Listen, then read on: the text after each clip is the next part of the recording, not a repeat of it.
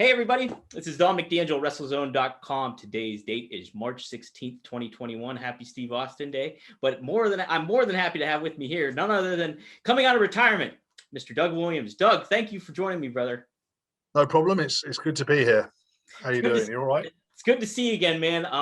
I can't tell you how many times I remember. I believe you were at a show in Johnstown, PA, doing with TNA. I've been to several TNA shows, but I remember you guys just tearing it up, and so it's awesome to see you back and in the mix of everything. So thank you. Hopefully, I can and to speak with you for the first time too. So good, no problem. Yep. Hopefully, I'm still able to do it like I could do it, 10 years ago. We'll see. Well, let's talk about that.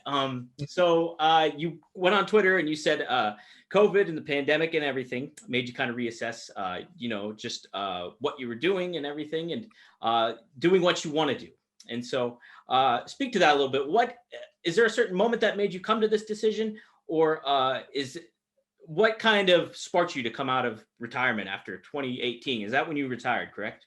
Yeah, that's when I retired. I mean, if you go back to 2018, the reasons I retired, one of the main reasons was like the build-up of injuries I had accumulated just from wear and tear and things that happened over the years. And one of those was my neck.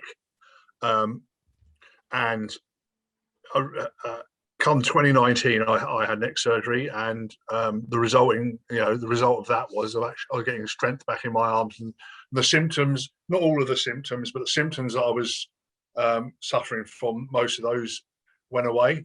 But I mean, I was quite happy with the limited involvement I had with wrestling post-retirement, where I'd do seminars, helping people train. I'd work backstage at shows, helping out, that sort of thing. But then obviously the pandemic struck and we went into lockdown. So been sitting here for a year doing absolutely nothing, not traveling, not going anywhere. And it kind of made me realize really that, when life's quite precious, and you should do the things you really enjoy doing whilst you still can do it. And I think I can still wrestle to a good ability, to a good level of ability, I think. And more importantly, I can help help the younger talent coming up refine their own skills and make them better wrestlers in the meantime. So those are kind of the deciding factors. The injuries were better, the sitting around doing nothing with my life for a year like everybody else in the whole world. These are the kind of things that made me decide. Now, as far as coming back and factoring in the neck injury, I did see that documentary that was done with you with Progress, and you were talking about that and kind of not getting the feelings in your hands, and then you're talking about pre-surgery and everything, and then going into that. And is there kind of more word that you're still able to do this, from a medical perspective? And as the follow-up is there some plans to kind of readjust your style based on that injury and you coming back? Yeah, I mean, my neck I'm not so worried about, because it never got worse. It got to a point, and it never kind of got worse over that year, 2018 to when I had the surgery. It didn't get worse. It's just, it kind of stayed at a certain level, which I wasn't happy with, obviously. Right. But after surgery, I've obviously got my strength back. And I did continue to train guys and work and wrestle. I didn't do shows. I wasn't having 20-minute matches, but I was still taking bumps in certain environments. So I knew that my neck would probably sustain taking, moderating whatever bumps I might take in a match, but still be fine. If there's anything I do change about my style, it's probably I'll have to do less knee drops, because my knees are not what they used to be. Yeah.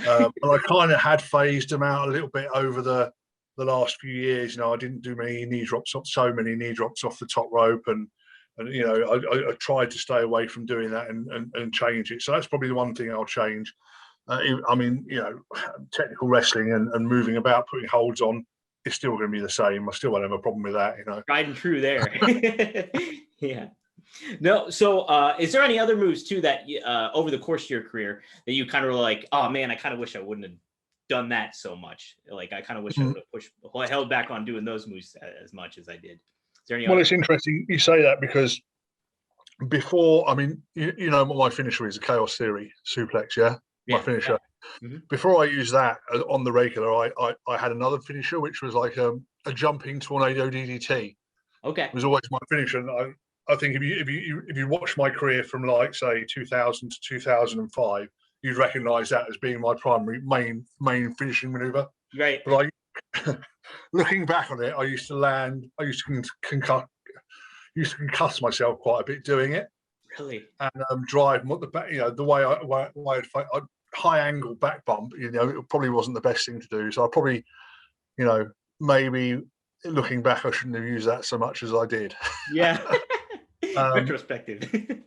yeah. And of course, but any move's going to take, its toll on you. I'm sure the chaos theory isn't the best thing for my neck if I did it day in, day out, every day. And I spent, I had great fun in the last year in 2018 when I was kind of doing my retirement tour, doing all these shows of just teasing it all the time, but never hitting it. Yeah. So that's great. It's what everyone wants to see. And it's like, oh, well. And then, dang it, Doug. When it counts, I'd hit it occasionally, you know what I mean? But, if I was doing it day in, day out like I used to do, it probably, it would have destroyed my neck even further, I think. So. Oh man, yeah. That's so. I would have thinking about a tornado DDT and how that's executed. I could just imagine landing on the back of your head like that. Yeah, and I'd jump into it as well. So like the guy, I'd jump, I'd catch his head and then spin round and so yeah, it wasn't the best. I remember a few times I've been, not silly with it. Yeah. Oh, man. I'm the guy doing the move, Yeah, so. Right. Let's see. Just getting back in the game of it. Are you mostly focused on just UK based promotions? Or are you up for like coming back overseas to the United States or wherever maybe? Oh yeah, I mean definitely. I'll definitely be interested. I mean, I don't know if you know some of the background of last year. I did sign with Ring of Honor to do their past versus present tournament show, and then their pure tournament as well. Right. And for me, that was kind of my last hurrah in America and trying to bring back Doug Williams back to the American fans, which they hadn't seen for a very long time, because I kind of left. 2010 was probably my last big exposure in the States, and the next 7-8 years I hadn't really seen much of me, so it was like my last chance to go back to the States and put myself out there in front of the American fans. And unfortunately, it never happened, did it? No, because all those shows got cancelled. So yeah, definitely one of my goals is to come back to America and remind the fans who Doug Williams is and what I can do. Heck yeah. Did you get to watch any of the pure tournament that they did? No, I didn't see any of it, unfortunately. It's a bit difficult to get overseas like here, really. But was it? I mean, I imagine it was pretty good. Yeah, it was unique. The setting was unique, and they set it up with the pure tournament rules and everything like that. Yeah, you would fit right in. Oh well, maybe there'll be a chance next year. Right. Have you had any contact with any promotions or anything? Have any promotions reach out to you yet? I mean, quite a lot. Yeah, I mean, a lot of UK-based ones have. Sure, yeah. No one specific from America yet, but obviously, I am under contract to Ring of Honor, so I have highlighted to them that it was the same last year anyway. But I am active, and when that time comes, if they want to use me still, I've still got another 8 months left on my contract with them. It runs till the end of this year, so we'll see what they if they come up with anything. But that's probably where I'm going to go. I'm going to go anywhere for the States. Yeah. I tell you, they made a really good adjustment during they waited, and then the pure tournament is what kicked them off with the bubble, and so they dipped their toes back in the pool pretty well, like for the most as a promotion. So yeah, good.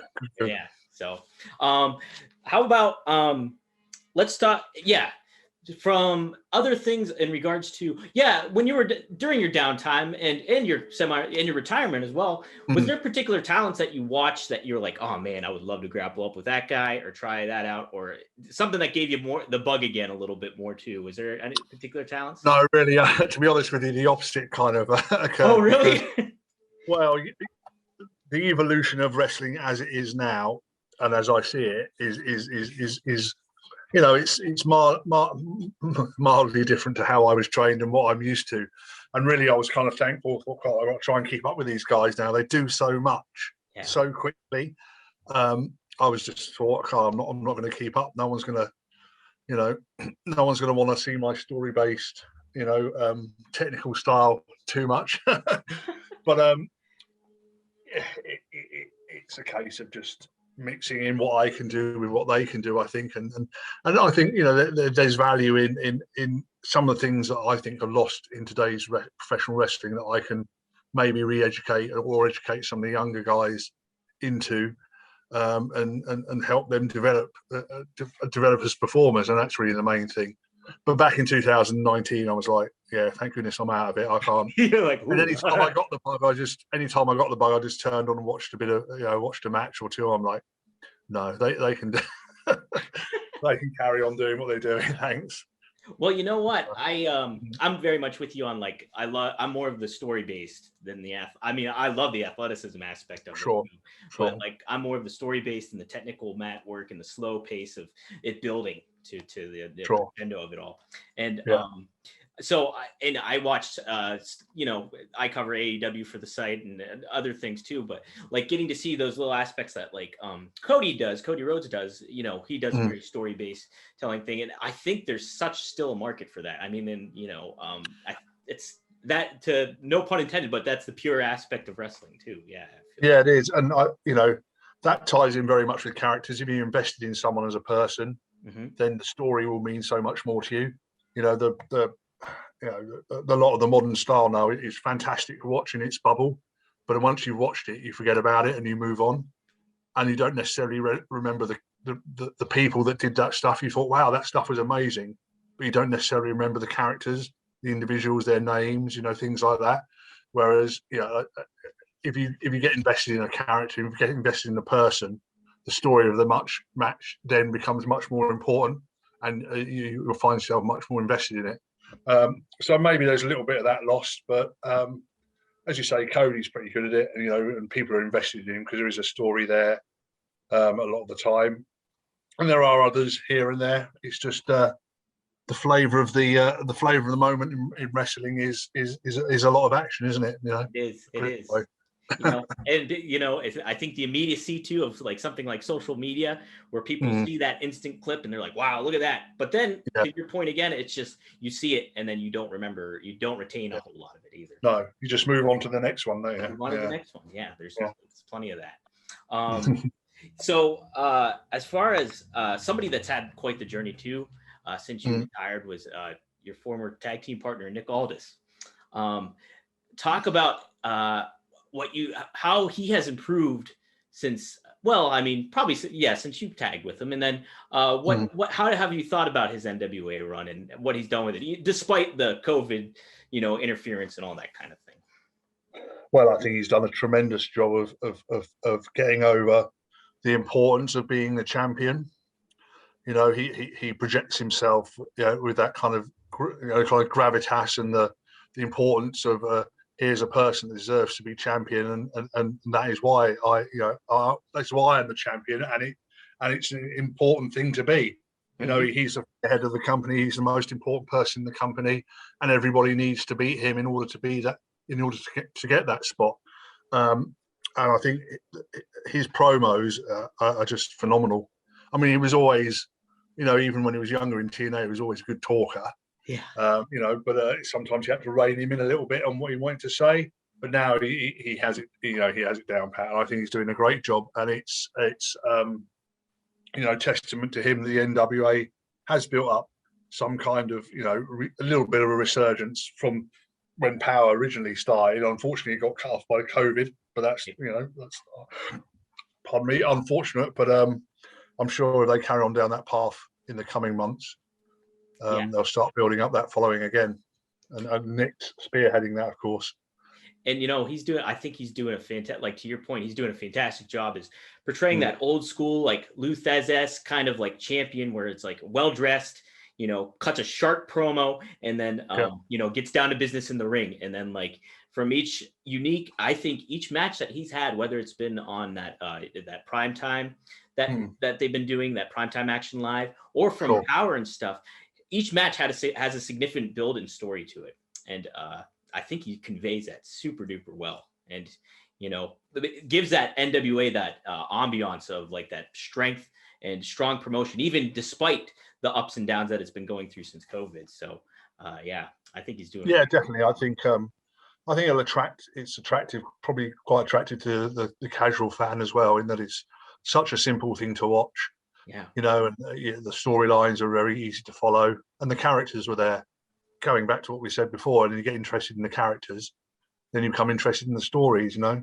Yeah. I think they did that very well.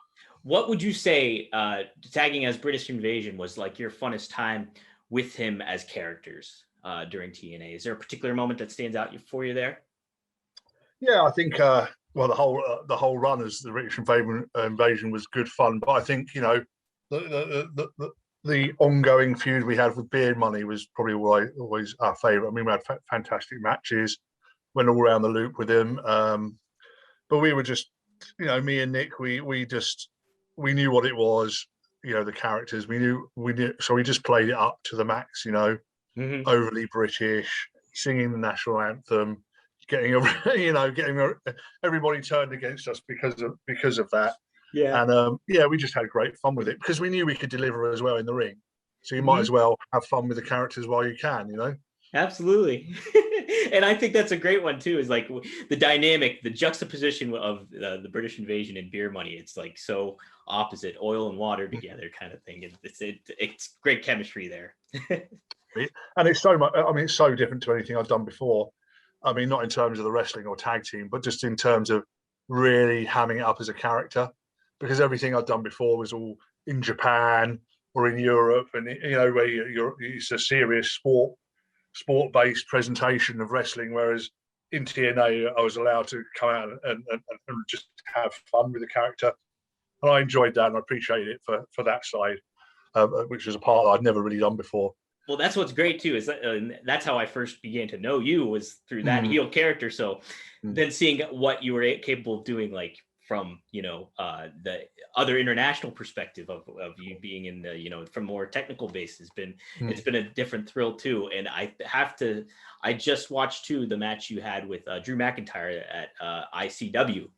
And, yeah. And like immediately too, it's neat that you say that, like, because I always associate you with that British heel wrestler, and then so then seeing you, but I immediately attached to you as a babyface in that match, like, and like how it went into that, and like the crowd kind of being more behind you, and Drew being that cocky kind of heel champion at that point. Would you find it? What do you find a little bit more satisfying? Like, do you find having that momentum behind as a babyface more satisfying, or are those kind of moments as being a really, really, like, you know, abrasive yet strong character as a heel? Does that kind of make sense, that question? Yeah, I mean, I prefer being a heel just because it's satisfying to me not only to get myself hated, but to get the babyface over. And get sympathy for him and get the crowd behind him, because that's my job as a heel, isn't it? Is to get sympathy on the babyface and get the people behind him. So if I can do that, then I've done my job. So it's not so much me being hated, more that they love him, you know. And I can do that, then I really enjoy doing it. To be, you know, and then kind of the last 2 years I was in England, it was in the UK doing like the retirement kind of tour that I had. Very difficult to be a heel wherever I went, because people just wanted to, you know, cheer me. You know, so no matches. I mean, promoters are sensible. No one booked me as a heel in that last run, so it was fine. I don't mind being a babyface when I can. I think too. I really get razzed about all the time with the WrestleZone staff, is like, I like the veteran wrestlers like that. And like so your story, I'm like immediately want to invest into, like, okay, he's coming back. I want to see him just like go the whole route, man. I want to see him like take the whole route. So it's like seeing that, I think it's fun. Are you getting excited about the potential of like getting back in the ring and like doing that more on a consistent basis? Yeah, definitely. I mean, I'm interested to see where I can go with what I do when I get in the ring, because that last year, you know, 2018, I was kind of playing the sympathetic, coming to the end, body's breaking down. Will he be able to pull through this match? That kind of sympathetic veteran character. Yeah. But it's not going to be like that coming back. It's going to be kind of I'm here to take over. I'm here to win matches, win titles, and get my name back out there again. So I'm going to try and put a different spin on it going into the matches I have for the different promotions.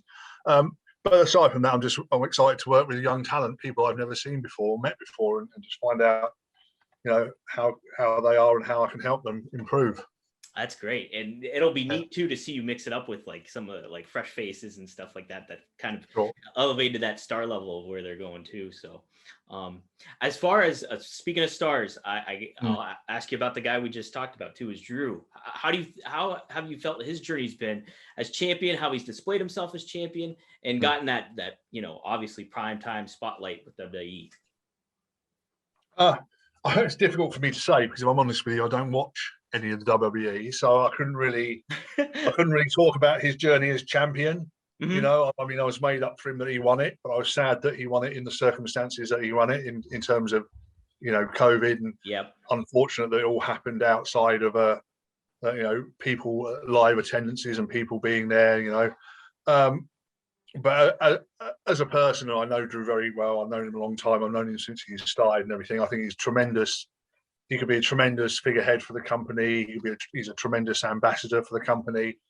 And I think if they're used, if he's used in the right way and they push him in the right way, and the crowds come back, then he'll be very, very over as a champion.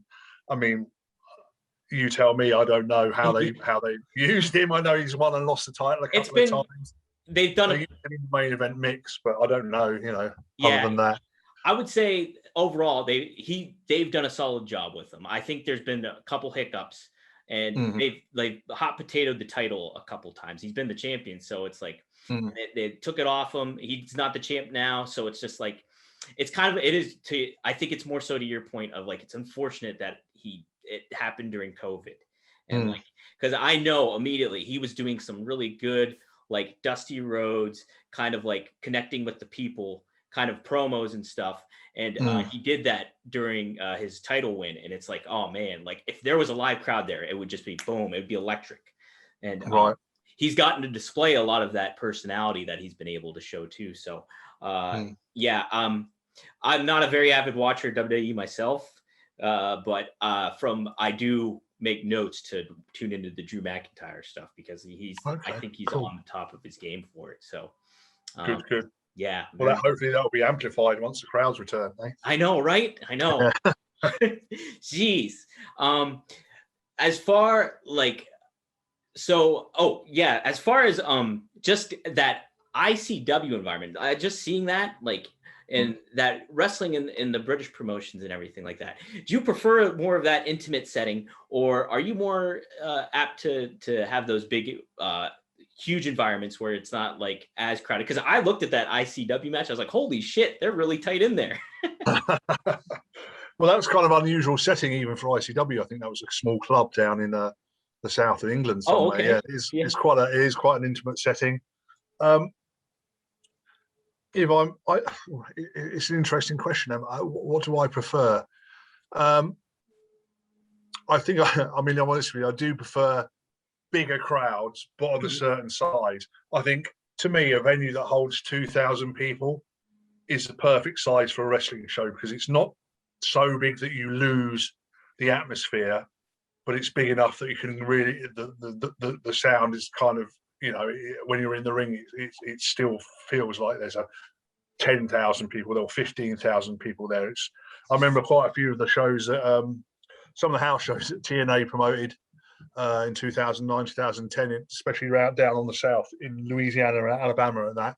They draw they run venues of 1,500, 2,000 seaters and they sell them out. Yeah. Which I know sounds amazing for TNA at the time, but there we go. Yeah. But they were the best shows that we did because the atmosphere was just fantastic. You could tell everyone was having a great time. There were loads of people there. You weren't lost in a sea of of faces. The sound didn't disappear into the rooftops. It was intimate yet large, all in one go. And to me, that's probably the perfect kind of size there is a point where when you're in the ring performing, you get in such large arenas that you lose a lot of what you're doing. You know, that crowd interaction just disappears, and all you're doing is wrestling for TV cameras. And then sometimes in the small venues, you know, it's just a little bit, you know, cramped. A little bit cramped, right? No, I was a part of those TNA house shows. I would go to those. And I remember just that the talent that was in the ring too, just top notch. And like, you know, from all the names that were there. And then, that like, it was kind of neat to see from the television perspective. But then once you just get into the house show perspective, you guys had a lot more freedom to do a lot more stuff too, it seemed, with those house shows. Oh yeah, I think, our direction on the house shows was just, you know, go out there and do your act, you know, right? Perform as best as you can, you know. TV is a different story, obviously, but a little bit different story. Yeah. Yeah. Well, I'll let you go with this. So you're getting back in the game. Say there's some new wrestling fans like trying to tune in, and they're hearing your name get spread around a little bit. What if you had to give them a few matches of yours over the course of your career? Which ones would you give them? Well, I'd give them myself versus Chris Daniels from Ring of Honor, 2004, I think. Well, he defends the FWA British heavyweight title, but in Philadelphia. You know, that's a good match. I think it's March 2003. Actually, thinking about it, and I would watch myself versus AJ Styles for the TNA TV title. That's probably another one worth watching if they want to see stuff I'm good at. And you know what? Just go on YouTube. There's plenty of matches on there. That one with Drew's on there, isn't it? Yep. You know, and you'll get a flavour of what I do and what I can, you know, what I'm capable of, and hopefully who I am as well. And hopefully you'll become a fan of mine as well, I'd say. Absolutely. Doug, I'm already a fan. So like, that's right. Seeing you mix it up and like just this unique style, I think like what old is new again. And I think you getting back in the mix like it's going to be a really neat, engaging thing to see you mix it up with the fresh newer talent today, and then instilling your knowledge into them too. I think it's going to be awesome. Yeah, and I'm excited to see the ideas that they have as well. I'm always interested to see what new people can bring, you know, to pro wrestling. Always a learning experience, you know. Oh yeah, there we go. Always, every day. Cool. Anything you want to plug in particular, or anything, whether it's social media or anything else? I'll plug my socials. Twitter is @DougWilliamsUK, and Instagram is @DougWilliamsGB. That's the two main things I use. So get on there, follow me. You'll find out all my upcoming dates, where I'm going to be, where I'm appearing, and Great. Give me a few likes. Yeah, give a few likes there. Yeah, definitely give you a follow. It was cool. It was such a refreshing thing to go through my Twitter, and I was like, Doug Williams, he's back in the game. All right. So cool, man. This is Dominic DeAngelo, WrestleZone.com. You can follow WrestleZone on Twitter @WrestleZone.com. Go to WrestleZone.com for all your wrestling news needs, and you can follow me on Twitter @Dominic DeAngelo. Okay, thanks, guys.